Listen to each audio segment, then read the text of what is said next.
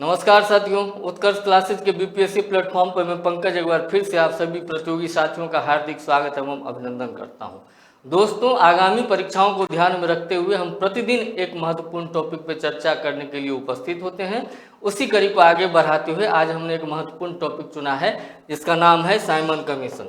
दोस्तों, यहाँ से परीक्षा में सवाल हमेशा ही पूछे जाते हैं साइमन कमीशन से, ठीक है ना। तो साइमन कमीशन के बारे में हर वो बारीक बातें आज हम जानने वाले हैं जिससे परीक्षा में सवाल पूछे जाते रहे हैं और आगे पूछे जाने की संभावना है, ठीक है ना। यह साइमन कमीशन दोस्तों जो भारत आया था सबसे पहले 3 फरवरी 1928 को यह साइमन कमीशन भारतीय धरती पे सबसे पहले पहुंचा था, ठीक है। यह साइमन कमीशन एक संवैधानिक जांच के लिए जो है गठित किया गया था इस कमीशन को, ठीक है ना। लेकिन यह साइमन कमीशन सिर्फ संवैधानिक जांच कमेटी ही नहीं थी, बल्कि यह एक ऐसा समय था, यह कमीशन एक ऐसा राजनीतिक मोड़ साबित हुआ जिसने बर्केनहेड के चुनौती को जो है नेहरू रिपोर्ट के रूप में अपना प्रत्युत्तर दिया था, ठीक है ना। इसके बारे में हम बहुत डिटेल अभी आगे जानेंगे कि बर्केनहेड की चुनौती क्या थी और नेहरू रिपोर्ट क्या था, उसके बारे में भी हम जानेंगे, ठीक है। लाला लाजपत राय के बारे में जानेंगे, उनके बलिदान के बारे में जानेंगे। तो एक एक बारीक चीजें जो हैं साइमन कमीशन से संबंधित, जो परीक्षा की दृष्टि से कहीं ना कहीं महत्वपूर्ण हैं, उन सभी बातों पे आज हम चर्चा करने वाले हैं। तो पूरे सेशन को बिना स्किप किए हुए आप अंत तक बड़े ही ध्यान से देखिए। निश्चित रूप से परीक्षा में यहाँ से सवाल आते हैं और अगर आएंगे तो आप उसका सही आंसर कर पाएंगे, ठीक है। दोस्तों, इस साइमन कमीशन का जो ऑफिशियल नाम था, जो आधिकारिक नाम था, वो क्या था? इंडियन स्टैट्यूटरी कमीशन, ठीक है, भारतीय वैधानिक आयोग। यह साइमन कमीशन का आधिकारिक नाम था दोस्तों। यह साइमन कमीशन कब गठित किया गया था? नवंबर 1927 में इसे गठित किया गया था, ठीक है। नवंबर 1927 में गठित किया गया, लेकिन इसे गठित किया जाना था 1929 में। कब गठित किया जाना था? 1929 में इसका गठन किया जाना था, क्योंकि जो 1919 ईस्वी का जो अधिनियम जिस पे हमने पीछे की क्लास में चर्चा की है, तो उसमें ये प्रावधान था कि 1919 के भारत सरकार अधिनियम के लागू होने के, भारत में प्रभावी होने के 10 वर्षों के बाद एक जांच कमीशन जो है वो नियुक्त की जाएगी, गठित की जाएगी, जो 1919 ईस्वी के अधिनियम से संबंधित जो भी उसके प्रभाव हुए भारतीय संदर्भ में उसका आकलन करेगी और उसके बाद जो है उस रिपोर्ट के आधार पर फिर सरकार अगला कदम उठाएगी, ठीक है ना। लेकिन इस कमीशन को समय से पहले ही नवंबर 1927 में गठित कर दिया गया था, मतलब जो नियत समय था उससे 2 वर्ष पहले ही गठित कर दिया गया था दोस्तों, ठीक है। अब बात करते हैं बर्केनहेड की। भारत सचिव थे लॉर्ड बर्केनहेड, ठीक है। ये कौन थे? भारत सचिव। हमने आपसे पहले भी बोला है कि भारत सचिव का कार्यालय कहाँ पे था? भारत सचिव का कार्यालय जो है वो लंदन में हुआ करता था और ये भारतीय परिषद के जो है अधिकारी होते थे। और भारतीय परिषद का गठन जो हुआ था वो कब हुआ था? 1858 के भारत शासन अधिनियम के द्वारा, ठीक है। 1858 के भारत शासन अधिनियम के द्वारा जो है इंडिया काउंसिल की स्थापना की गई थी, गठन किया गया था और तभी भारत सचिव का एक पद जो है उसके अंदर जोड़ा गया था, ठीक है। तो ये लॉर्ड बर्केनहेड भारत सचिव थे। इन्होंने भारतीयों को एक सर्वसम्मत संविधान बनाने की चुनौती दी थी, क्योंकि भारतीय जब आज़ादी की मांग कर रहे थे, स्वराज की मांग कर रहे थे, पूर्ण स्वराज की मांग कर रहे थे, ठीक है ना। तो इन्हीं सब चीज़ों को देखते हुए बर्केनहेड जो थे, इन्होंने चुनौती दे दी भारतीय नेताओं को कि अगर तुम्हारे अंदर सामर्थ्य है, अगर तुम्हारे अंदर क्षमता है, काबिलियत है, तो एक सर्वसम्मत संविधान बना करके दिखाओ। एक ऐसा संविधान जिससे सभी लोग सहमत हों, ठीक है ना। इंडिया के नेता भी सहमत हों, इंग्लैंड के नेता भी सहमत हों, तो ऐसा एक सर्वसम्मत संविधान बना करके दिखाओ। और इसी चुनौती को मोतीलाल नेहरू ने स्वीकार किया और उसके बाद जो है 1928 में ही नेहरू रिपोर्ट प्रकाशित की गई थी। नेहरू रिपोर्ट कब प्रकाशित की गई थी? 1928 में, ठीक है ना। और इसको बनाने वाले कौन थे? मोतीलाल नेहरू। ये पंडित जवाहरलाल नेहरू के पिता थे, तो इन्होंने नेहरू रिपोर्ट जो है जारी की थी, ठीक है ना। तो नेहरू रिपोर्ट के बारे में जो विस्तृत चर्चा हम करेंगे, जिस दिन हम नेहरू रिपोर्ट पे चर्चा कर रहे होंगे, उस दिन। फिलहाल आपको ये जानना चाहिए कि लॉर्ड बर्किनहेड ने चुनौती दी थी कि अगर बहुत काबिल हो, अगर भारतीय नेता बहुत काबिल हैं तो एक सर्वसम्मत संविधान बना करके दिखाओ तो हम मान जाएंगे और हम उस संविधान को भारत में लागू कर देंगे। ठीक है ना। हालांकि हुआ कुछ और, नेहरू रिपोर्ट जब हम पढ़ रहे होंगे तो बहुत विस्तृत रूप से इसकी चर्चा करेंगे। फिलहाल साइमन कमीशन की बात करते हैं। तो इस साइमन कमीशन में कुल कितने सदस्य थे? साइमन कमीशन में दोस्त टोटल 7 सदस्य थे। ठीक है ना। लेकिन विडंबना यह थी कि ये सातों के सातों सदस्य जो थे ये अंग्रेज थे, ये ब्रिटिशर्स थे। इसमें एक भी इंडियन को, एक भी भारतीयों को जो है जगह नहीं दिया गया था दोस्तों। ठीक है। और क्योंकि इस कमीशन के अंदर, साइमन कमीशन के अंदर सभी लोग अंग्रेज थे तो इसलिए इसे श्वेत आयोग के नाम से भी जाना जाता है। किस आयोग के नाम से? श्वेत आयोग के नाम से इसे व्हाइट कमीशन भी जो है बोला जाता है दोस्तों। ठीक है। व्हाइट कमीशन भी बोला जाता है, इसे ध्यान रखेंगे। इस परीक्षा में पूछा जाता था। इस तरीके से सवाल आपको देखने को मिल जाएंगे। लिख देगा श्वेत आयोग, लिख देगा, या कंफ्यूज करने के लिए देवनागरी में white man commission, white commission लिख देगा। ठीक है ना। तो कंफ्यूज नहीं होना है। साइमन कमीशन को श्वेत आयोग बोला जाता है, व्हाइट कमीशन भी बोला जाता है। ठीक है। जब समय आया तो इसी बात को लेकर के कि क्योंकि ये श्वेत आयोग था, इसमें सारे अंग्रेजी थे, भारतीयों को जगह नहीं दिया गया था, इसलिए इस आयोग का जो है भारत भर में पुरजोर तरीके से व्यापक विरोध किया गया था साइमन कमीशन का। ठीक है। और साइमन गो बैक के नारे जो है वो लगाए गए थे। ठीक है। तो एक महत्वपूर्ण बात आपको जाननी चाहिए कि ये साइमन गो बैक का जो नारा पूरे भारत वर्ष में गूंज रहा था साइमन कमीशन के भारत आने पे। हमने अभी बात करी है कि 3 फरवरी 1928 को भारत में पहली बार आया था। ठीक है। तो इसके विरोध में वहीं से उधर उतरा बंबई में जहाज से, और वहीं से जो है विरोध प्रदर्शन भारतीयों के द्वारा जो है दोस्तों वो शुरू कर दिया गया। ठीक है। तो ये साइमन गो बैक के नारे भारतीय नेताओं के द्वारा, आंदोलनकारियों के द्वारा लगाया जा रहा था। तो इस साइमन गो बैक के नारा जो था, इसका रचनाकार कौन था? इसका रचनाकार था यूसुफ मेहर अली। इस नाम को याद रखेंगे। हो सकता है यह मिसलेनियस फैक्ट है तो यहाँ से परीक्षा में सवाल आपसे पूछ लिए जाए दोस्तों। ठीक है ना। यूसुफ मेहर अली ही साइमन गो बैक के नारा के रचनाकार थे। ठीक है। यहाँ से परीक्षा में सवाल पूछे जा सकते हैं दोस्तों। साइमन कमीशन का जब विरोध हो रहा था दोस्तों तो टी प्रकाशम ने मद्रास में बहुत ही जबरदस्त तरीके से नेतृत्व किया था। ठीक है ना। और वो अपने साहसिक नेतृत्व के लिए टी प्रकाशम नाम के नेता जो है मद्रास में याद किए जाते हैं। ठीक है ना। और कालांतर में ये आंध्र केसरी के नाम से प्रसिद्ध हुए। किस नाम से प्रसिद्ध हुए? आंध्र केसरी के नाम से प्रसिद्ध हुए। कौन? टी प्रकाशम। इन्होंने कहाँ नेतृत्व प्रदान किया? मद्रास में अपना नेतृत्व प्रदान किया था। इसे ध्यान रखेंगे। इसके साथ ही लाहौर में लाला लाजपत राय अपने लोगों के साथ, अन्य आंदोलनकारियों के साथ साइमन गो बैक का नारा लगा रहे थे, साइमन आयोग का विरोध कर रहे थे। ठीक है ना। तो उसी प्रदर्शन के दौरान जो है उनके ऊपर अंग्रेज अधिकारियों के द्वारा जो है लाठी बरसाई गई। ठीक है। और लाठी का चोट इतना जबरदस्त था कि लाला लाजपत राय की मृत्यु भी उसी लाठी के चोट की वजह से हो गई थी। तो यहाँ से भी परीक्षा में सवाल पूछा जाता है। तो यह घटना कहाँ हुई थी दोस्तों?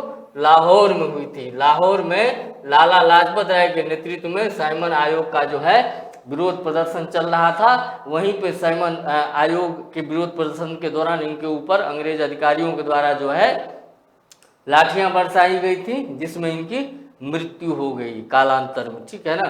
तो जब ये इनकी मृत्यु होने से तुरंत पहले की बात है, उन्होंने कहा था कि मेरे, लाला लाजपत राय का यह स्टेटमेंट परीक्षाओं में पूछा भी जाता है कि मेरे ऊपर बरसाई गई एक एक लाठियां जो है वो ब्रिटिश साम्राज्य के ताबूत की अंतिम कील साबित होगी। यह नारा, यह स्टेटमेंट जो है लाला लाजपत राय ने ही दिया था। ठीक है। इसे ध्यान रखेंगे। क्या स्टेटमेंट था? कि मेरे सर पे, मेरे ऊपर बरसाई गई एक एक लाठियां जो हैं वह ब्रिटिश साम्राज्य के ताबूत की आखिरी कील साबित होगी। ठीक है ना। यह स्टेटमेंट किसका है? यह स्टेटमेंट लाला लाजपत राय का है दोस्तों, इसे ध्यान रखेंगे। ठीक है, इस समय साइमन आयोग का भारत के अंदर व्यापक स्तर पे जो है विरोध किया जा रहा था, लेकिन डॉक्टर भीमराव अंबेडकर ने, डॉक्टर BR अंबेडकर ने इस कमीशन के समक्ष जो है कुछ साक्ष्य प्रस्तुत किए जो दलितों की राजनीतिक सुरक्षा और उनके अधिकारों से संबंधित थे। दलितों के राजनीतिक सुरक्षा और अधिकारों से संबंधित एक साक्ष्य जो है उन्होंने BR अंबेडकर ने साइमन कमीशन के समक्ष प्रस्तुत किया था दोस्तों, इसे ध्यान रखेंगे। ठीक है, तो क्योंकि यह बात इसलिए थोड़ी अलग हो जाती है कि भारत में व्यापक स्तर पे जो है साइमन कमीशन का विरोध किया जा रहा था, लेकिन दलितों के प्रतिनिधि के रूप में डॉक्टर भीमराव अंबेडकर ने जो है दलितों के राजनीतिक सुरक्षा और अधिकारों के पुरजोर मांग से संबंधित साक्ष्य साइमन आयोग के आगे जो है समक्ष जो है प्रस्तुत किया था दोस्तों। ठीक है ना, इसे ध्यान रखेंगे, यहाँ से परीक्षा में सवाल पूछे जा सकते हैं। ठीक है, इसलिए पूछे जा सकते हैं क्योंकि यह थोड़ा जो ट्रेंड था विरोध का उससे अलग बात है। ठीक है, अब बात करते हैं कि जो कुछ प्रतिक्रियाएं हुई थी साइमन कमीशन के विरोध की, तो कुछ पक्षों ने, कुछ राजनीतिक दलों ने, कुछ समूह ने जो है इसका विरोध किया। ठीक है, कुछ समूह ने जो है साइमन कमीशन का सहयोग भी किया था। तो परीक्षा में सीधे सीधे यहाँ से पूछ लिया जाता है कि निम्नलिखित में से किन लोगों के समूह ने या किस राजनीतिक दल ने जो है साइमन कमीशन का सहयोग किया था या विरोध किया था। तो इसलिए यह जानना अत्यंत महत्वपूर्ण हो जाता है दोस्तों। कांग्रेस, भारतीय राष्ट्रीय कांग्रेस, हिंदू महासभा और मुस्लिम लीग का जो जिन्ना गुट था, मुस्लिम लीग के भी 2 गुट थे। ठीक है ना, तो उसमें से एक गुट था मुस्लिम लीग का जिन्ना, मोहम्मद अली जिन्ना गुट। ठीक है, तो इन्होंने जो है साइमन कमीशन का बहिष्कार किया था, विरोध किया था। दूसरी ओर पंजाब की यूनियनिस्ट पार्टी, यूनियनिस्ट पार्टी का अस्तित्व पंजाब में ही था। मद्रास की जस्टिस पार्टी, पंजाब की यूनियनिस्ट पार्टी, मद्रास की जस्टिस पार्टी और मुस्लिम लीग का सफी गुट, ये जो है साइमन कमीशन का सहयोग कर रहे थे दोस्तों। अभी हमने कहा ना कि मुस्लिम लीग का एक गुट था जो मोहम्मद अली जिन्ना के नेतृत्व में काम कर रहा था और एक गुट था सफी गुट। तो एक तरफ जिन्ना गुट जो है उसने साइमन कमीशन का विरोध किया था, दूसरी तरफ जो सफी गुट था उसने साइमन कमीशन का सहयोग किया था। तो आप क्लियर है कि बहिष्कार करने वाले में कौन कौन से गुट थे? एक तो भारतीय राष्ट्रीय कांग्रेस हो गई, हिंदू महासभा हो गई, मुस्लिम लीग का जिन्ना गुट। ठीक है, ये बहिष्कार कर रहे थे साइमन कमीशन का। दूसरी ओर पंजाब की यूनियनिस्ट पार्टी, मद्रास की जस्टिस पार्टी और मुस्लिम लीग का सफी गुट, ये 3 गुट ऐसे थे, ये ऐसे समूह थे जिन्होंने साइमन कमीशन का जो है सहयोग किया था। ठीक है, कुछ दलित और अल्पसंख्यक संगठनों ने भी जो है साइमन कमीशन का सहयोग किया था। ठीक है ना, कुछ दलित और अल्पसंख्यक समुदाय के लोगों ने, अल्पसंख्यक संगठनों ने जो है ये अपने हितों की रक्षा के लिए जो है, क्योंकि अल्पसंख्यक थे देश के अंदर, ठीक है ना, तो अल्पसंख्यक का एक स्वभाव क्या होता है कि वो थोड़े डरे डरे होते हैं, थोड़े भयभीत होते हैं। उनको लगता है कि जो बहुसंख्यक आबादी है हो सकता है कि वो हमारे ऊपर अत्याचार करे, हो सकता है कि वो हमारे अधिकारों का हनन करे। ठीक है ना, तो क्योंकि ब्रिटिश प्रतिनिधि थे साइमन आयोग, ठीक है ना, तो ब्रिटिश प्रतिनिधि होने के कारण वो अपनी बात ब्रिटिश सरकार तक पहुंचाना चाहते थे और यही उद्देश्य था कि इन लोगों ने जो है साइमन कमीशन का सहयोग किया था दोस्तों, इसे ध्यान रखेंगे। अब एक बार साइमन कमीशन की रिपोर्ट पे बात कर लेते हैं। जो साइमन कमीशन का रिपोर्ट था यह 1930 ईस्वी में जारी किया गया था। ठीक है ना, तो इसकी जो मुख्य सिफारिशें थी वो क्या थी?